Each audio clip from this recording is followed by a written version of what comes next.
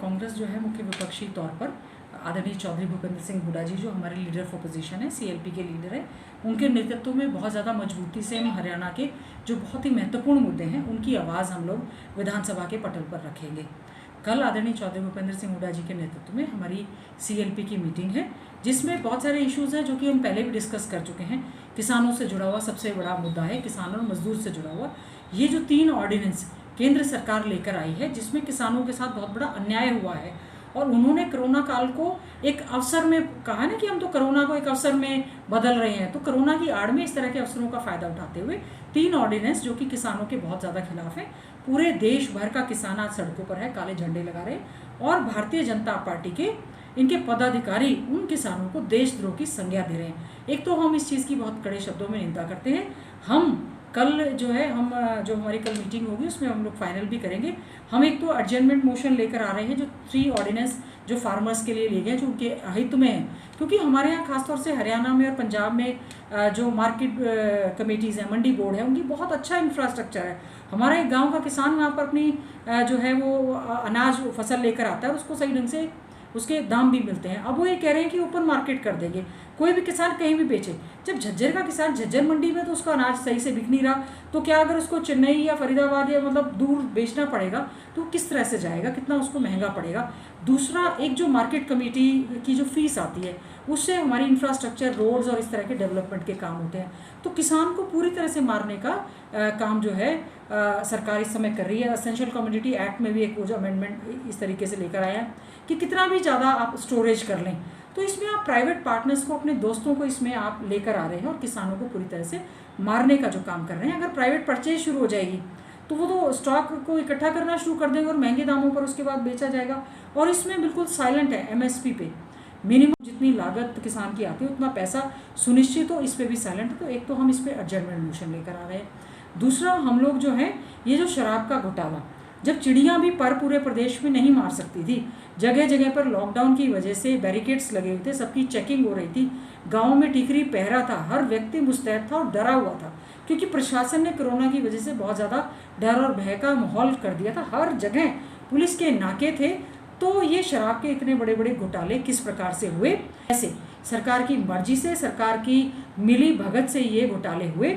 हमें सरकार पर कतई भी विश्वास नहीं है, इसीलिए हमने अपने जिलों के उपायुक्त महोदय के माध्यम से राज्यपाल महोदय को इनके ज्ञापन भी सौंपे हैं। एसआईटी गठित करने की बात थी, उसके बाद एसईटी गठित की और उसकी रिपोर्ट भी आई। उसमें भी होम मिनिस्टर साहब ने केवल मात्र कुछ अफसरों के खिलाफ कार्रवाई करके इसको लिपापोती करने का काम किया। इसमें भारतीय जनता पार्टी के और जजपा के जो भी, चाहे वो मंत्री है, डिप्टी सीएम है या कोई भी संलिप्त है, उसके खिलाफ कार्रवाई होनी चाहिए। एक हम इस पे एडजर्नमेंट मोशन। घोटाला जो है तीसरे नंबर पे सबसे महत्वपूर्ण रजिस्ट्री घोटाला है, जिसको लेकर उनकी शय पर रजिस्ट्रियों में बहुत ज़्यादा घोटाला हुआ है। एक हम कोरोना की महामारी जिस प्रकार से तेज़ी से पूरे विश्व में फैली है, देश में फैली है, हरियाणा में बहुत ज़्यादा फैली है और सरकार कह रही है कि आत्मनिर्भर बनो। सभी स्कूल, कॉलेज, इंस्टीट्यूट्स हमारे बंद हैं, हमारे शिक्षक भी चिंता में हैं, हमारे बच्चे भी चिंता में हैं, शिक्षण संस्थाएं बंद पड़ी हैं, एग्ज़ाम्स लेने का जोर दे रहे हैं। अभी देखिए जो हम लोगों के जो कोरोना टेस्ट हो रहे हैं उसमें कितने लोग असिम्प्टोमेटिक हैं जो कि पॉजिटिव आए हैं, जो बहुत बड़ा चिंता का विषय। तो हमें ये चिंता करनी पड़ेगी हमारे स्टूडेंट्स की भी। और कोरोना की आड़ में जो बेरोज़गारी फैली है, कोरोना की आड़ में जो सरकारी कर्मचारियों को तनख्वाह नहीं मिली, उनको बाहर निकाला जा रहा है। बहुत सारी इंडस्ट्रीज़, फैक्ट्रीज़ जो बंद हो गई हैं, इस पर भी हम लोग एक कॉल अटेंशन मोशन लेकर आए, इम्पैक्ट ऑफ कोरोना।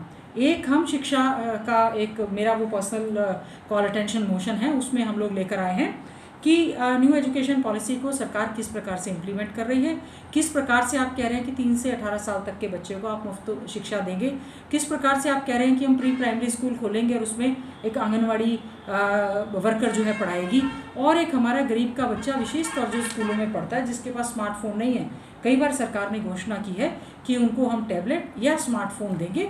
इस तरह के जुड़े हुए मुद्दे हैं जो हमारे इसमें रहेंगे। लॉ एंड ऑर्डर का मुद्दा रहेगा। आज के समय में सबसे ज़्यादा जो है चोरी, डकैती, क्योंकि लोग बेरोज़गार हो रहे हैं, क्राइम जो है वो बहुत ज़्यादा बढ़ रहा है और ये आंकड़े national crime bureau of India के आंकड़े बता रहे हैं कि हरियाणा में अपराध में वृद्धि हुई है, चाहे वो महिलाओं के प्रति हो, इन जनरल हो, तो इस तरह के मामले बढ़े हैं। घोटाला उठाएंगे, लेकिन बीजेपी के अध्यक्ष हैं उनका धनखड़ जी, उन्होंने कहा कि हम व्यवस्था ठीक कर रहे हैं रजिस्ट्री की, तो विपक्ष को उसमें घोटाला नजर आ रहा है। बीजेपी आरएसएस अपना हिडन एजेंडा कोरोना के चक्कर में लोगों को डरा के वो इस तरह से कर रही है। अगर ये व्यवस्था ठीक कर रहे हैं तो दूध का दूध और दूध का पानी का पानी हो जाएगा जब इसकी रिपोर्ट्स आएंगी। हम तो क्या चाहते हैं, घोटालों की जांच हाई कोर्ट के सिटिंग जज से हो। जब ये घोटाले हुए हैं, धान घोटाला पर हम लोग चिल्लाते रहे कि धान घोटाला हुआ है, सरकार पहले नहीं मान रही थी, मंत्री जी थे उस समय, तो मंत्री थे ये उस समय जब हम कह रहे थे कि धान का घोटाला हुआ है, और इनका बहुत इन्होंने जोर जोर से कहा कि नहीं हुआ। उसके बाद इनके अधिकारियों ने कहा और इतना हज़ारों करोड़ रुपए का घोटाला हुआ है। रजिस्ट्री घोटाला जो है वो हो रहा है। शराब का घोटाला जग जाहिर है कि जब दवाइयों की दुकान तक भी बंद हो गई, जिस समय असेंशियल कमोडिटीज़ भी बंद हो गई, शराब खुले में बिक रही थी, सबको बिक रही थी, और अब सैटरडे संडे में आप सारी की सारी दुकानें आप बंद कर रहे हैं। व्यापारियों में इस बात का इतना बड़ा रोष है कि उनका व्यापार ठप हो गया, कामकाज ठप हो गए हैं। बसें तो आप फुल भर के चला रहे हैं और शराब के ठेके आप पूरी तरह से खोल रहे हैं, आम जनमानस पे आप बंधन लगा रहे हैं। तो मैं अध्यक्ष जी से कहना चाहूँगी, और वो पार्टी के अध्यक्ष हैं, जिम्मेवारी के तहत वो एक स्टेटमेंट दें। अब वो बहुत बड़े एक जिम्मेवारी के पद पर हैं, उनको भी सरकार को सही सलाह देनी चाहिए जो घपले घोटाले हुए हैं। बल्कि भारतीय जनता पार्टी के अध्यक्ष को भी उनकी मांग करनी चाहिए कि हम भी साथ देंगे कि अध्यक्ष जी अच्छी बात कह रहे हैं, लेकिन जो घपले हुए हैं हम पुरजोर तरीके से विधानसभा के पटल पर हरियाणा के हित में इस तरह से प्रदेश की जनता की गाड़ी कमाई को लुटने नहीं देंगे। जब तक इसकी जांच सिटिंग जज से नहीं होते, हम लोग ये मांग जो है विधानसभा में अच्छी तरह से रखने का काम करेंगे। केंद्र काफी दिन से वो हल्ला कर रहा है, लेकिन अभी तक विपक्ष ने ये बिल्कुल भी क्लियर नहीं किया कि वो किसान के खिलाफ किस तरह से जाते हैं 3 अध्यादेश। देखिए, विपक्ष ने बार बार, आदरणीय चौधरी भूपेंद्र सिंह हुड्डा जी ने, हमारी प्रदेश अध्यक्ष बहन कुमारी शैलजा जी ने, अभी पिछले दिनों भाई साहब दीपेंद्र हुड्डा जी ने, और सभी विधायकों ने, सभी ने ये बार बार कहा है, एक किसान जिसकी मंडी में आई हुई फसल, एक किसान और आड़ती के बीच में, कितने आड़तियों ने जो है इसमें ज्ञापन दिए हैं, कितनी जगह हज़ारों हज़ार ट्रैक्टर जो हैं काले झंडे लगाकर सड़कों पर सरकार के खिलाफ नज़र आए हैं। तो वो हमारे मीडिया के बंधुओं को भी नज़र आना चाहिए, और सरकार की भी जो आंखें बंद हैं उनकी खुलनी चाहिए। किसानों ने, इन्होंने जब ये धान की फसल नहीं बोली, मेरा पानी मेरा ब्यौरा फसल आपने दी, जो धान बेल्ट है, आप कैसे कह सकते हैं वहाँ पे आप धान नहीं बोएंगे? तो किसान का और बीजेपी का कोई ज़्यादा सा संबंध नहीं है। आप ओपन मार्केट कर रहे हैं, सारा देश भारतीय जनता पार्टी ने बेच दिया, एयरलाइंस बेच दी, रेलवे लाइन बेच दी। आप देखिए, रेलवे के कर्मचारी कह रहे हैं कि हमारी बोली लगाई जा रही है, हमें सरकारी कर्मचारी से प्राइवेट बनाया जा रहा है। भारतीय जनता पार्टी आज देश में आई है, ये तो प्राइवेटाइजेशन के नाम पर देश को बेचने का काम कर रही है। जो हमारी पब्लिक सेक्टर थे, जो हमारी बैंकिंग व्यवस्था श्रीमती इंदिरा गांधी जी ने, राजीव गांधी जी ने, डॉक्टर मनमोहन सिंह जी ने जो व्यवस्था यहाँ पर सुनिश्चित की थी, उसकी धज्जियाँ उड़ाने का काम, कानून की धज्जियाँ उड़ाने का काम, संविधान की धज्जियाँ उड़ाने का काम भारतीय जनता पार्टी की सरकार कर रही है। डेमोक्रेसी नाम की कोई चीज़ नहीं रही है। डेमोक्रेसी, लोकतंत्र, government of the people, by the people, for the people है। जब लोगों के हित में आप फैसले ले रहे हैं और लोग आपके विरोध में हैं, तो भारतीय जनता पार्टी समझाए कि क्यों विपक्ष विरोध कर रहा है। हमने तो कॉल अटेंशन लगाया, हमने कहा सारा काम धंधा आप विधायी काम सारा छोड़ के एडजमेंट मोशन हमने लगाया है कि आप हमारी बात सुने और आप हमें समझाने का प्रयास करें कि जो 3 ऑर्डिनेंस है, इतनी क्या आफत आ रही थी। जब लोकसभा का सत्र भी आने वाला है, राज्यसभा का सत्र भी आने वाला है, ऐसी क्या आफत आ रही थी कि आप ये ऑर्डिनेंस लेकर आ गए। सारा देश भर का किसान लाखों लाखों की संख्या में खड़ा है, कितने लोग सुसाइड कर रहे हैं, कितने एजिटेशन हो रहे हैं। मीडिया की आप रिपोर्ट्स देखिए, जो बहुत सारे चैनल हैं जो बहुत फेयर न्यूज़ दिखाते हैं। तो मेरा आपसे भी अनुरोध है आपके चैनल्स के माध्यम से कि किसानों की आवाज़ को, क्योंकि हमारा कृषि प्रधान प्रदेश और कृषि प्रधान देश है, अगर हमारा देश का जवान जिस प्रकार से शहीद हो रहा है, लड़ रहा है बॉर्डर पर, और हमारी जिम्मेवारी बनती है कि हम मजबूती के साथ जय जवान और जय किसान का नारा देने वाले देश में अगर जवानों के साथ ये हालत होगी और किसानों के साथ ये हालत होगी, तो कांग्रेस पार्टी मजबूती के साथ उनकी आवाज़ को मजबूती से विधानसभा और विधानसभा के बाहर उठाने का काम करेगी। दिखाया बड़ौदा में, लेकिन विकास नहीं किया। जी, आज कैसा बयान आया? देखिए, अध्यक्ष जी को बादली में भी हुड्डा प्रेम तो नज़र आया, उनको विकास नहीं नज़र आया, तो जनता ने उनको बाहर का रास्ता दिखा दिया। सेम बात बड़ौदा में होने वाली है। बड़ौदा में जो है भारतीय जनता पार्टी की सरकार के माननीय प्रदेश के मुख्यमंत्री मनोहर लाल खट्टर जी, इनके कोई सांसद, इनके कोई मंत्री, उन्होंने बड़ौदा का कभी रास्ता नहीं देखा, कोई ग्रांट नहीं दी। हम लोगों ने हमारे समय में राजीव गांधी एजुकेशन सिटी जो सोनीपत में दी है, उसकी बाहर तक चर्चा है, नेशनल लॉ यूनिवर्सिटी में हमने वहाँ पर दी है। हम लोग इतना बड़ा एक कोच फैक्ट्री लेकर वहाँ पर आए थे।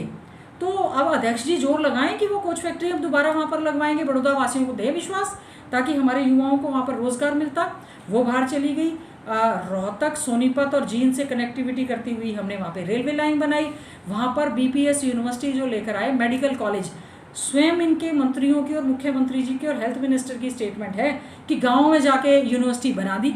तो आज उसी गाँव में वोट क्यों मांगने जा रहे हैं वो? मेडिकल कॉलेज 100 साल के बाद बीपीएस यूनिवर्सिटी में महिलाओं के लिए मेडिकल कॉलेज बना, नर्सरी से लेकर पीएचडी तक की वहाँ पर यूनिवर्सिटी बनी। इन्होंने तो एक स्कूल का कमरा नहीं दिया। अब क्योंकि चुनाव है तो कह रहे हैं जी भैंसवाल में एक कॉलेज बनाएंगे, एक हम बड़ौदा में कॉलेज बनाएंगे, अब हम पानी की व्यवस्था भी कर देंगे, अब हम इनकी चौपाल भी। हम इनसे पूछना चाहते हैं, 6 साल में आदरणीय श्री कृष्ण हुड्डा जी जो वहाँ से सिटिंग विधायक थे, इनकी सरकार थी, एक विकास का कार्य करवाया नहीं, चवन्नी की ग्रांट दी नहीं, 5 करोड़ ग्रांट देने का लॉलीपॉप हर विधायक को दिया। यहाँ मैं झज्जर की भी बात करना चाहूँगी। झज्जर में हम लोगों ने झज्जर के विकास के कार्यों के लिए 5 करोड़ की विधायक निधि कोष का और 2 करोड़ का हमने आदर्श ग्राम योजना का सरकार के पास है। अब विधानसभा में हम उनसे पूछेंगे, आपने क्या 1 लाख रुपए की भी ग्रांट हमें दी है? आप तो कह रहे हैं कि आत्मनिर्भर बनो, अपने काम स्वयं करो, अपनी रक्षा खुद करो। आपने तो सबको घर से, कोरोना की आड़ में ये लोग तो अपना इवेंट मैनेजमेंट और इस तरह से जो है करने का काम कर रहे हैं। लेकिन आज आम जनमानस बहुत त्रस्त और दुखी है भारतीय जनता पार्टी की पॉलिसी से, और इसी चीज़ का नतीजा आने वाले समय में जो आदरणीय चौधरी भूपेंद्र सिंह हुड्डा जी ने, भाई दीपेंद्र हुड्डा जी ने और हमारे कांग्रेस राज में जो कार्य हुए हैं, लोग उनको याद करते हुए भारतीय जनता पार्टी की पॉलिसीज के खिलाफ किसान, मजदूर, गरीब, दलित, युवा वर्ग जो है, जो वहाँ पे बनवासा, धनाना, इतने सारे गांव हैं, उसमें कई सौ एकड़ ज़मीन में जो है वो पानी भरा हुआ है। इनको उससे पहले तो वो कभी नज़र नहीं आया। आज वहाँ पर पंप सेट पे जाके फ़ोटो सेशन करवा रहे हैं ये लोग। बड़ौदा में जितने भी उनके मंत्री जा रहे हैं, जिनके उनके का विरोध हो रहा है, क्योंकि लोग कह रहे हैं कि ठीक है आज आप आ रहे हैं क्योंकि हमारा विधायक नहीं रहा, आपको वोट चाहिए। आप पूछें, जींद में जब उपचुनाव होना था, सरकार ने बड़ी बड़ी घोषणाएं और वायदे किए। आज आप जींद की जनता से पूछ लो, अगर एक रोड पे टाँकी भी कहीं लगाई हो तो वही हाल बड़ौदा का होना। बड़ौदा के लोग पहले भी कांग्रेस के साथ थे, आने वाले समय में भी कांग्रेस के साथ रहेंगे, और ये सीट हम लोग बहुत ही अच्छे ढंग से बड़ौदा का उपचुनाव जीतेंगे और भारतीय जनता पार्टी की उल्टी गिनती शुरू होगी।